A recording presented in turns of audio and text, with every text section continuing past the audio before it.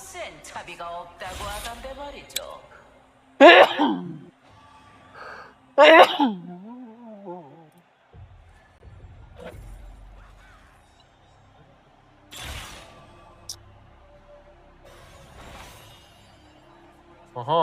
Là Yasuo và Yone. Như vậy bộ đôi bên dưới của đội tuyển Hàn Quốc sẽ là Alistar và Saya. Nếu như Ruler và Keria có được bộ đôi Saya và Rakan thì đó chắc chắn sẽ là một áp lực sớm với hai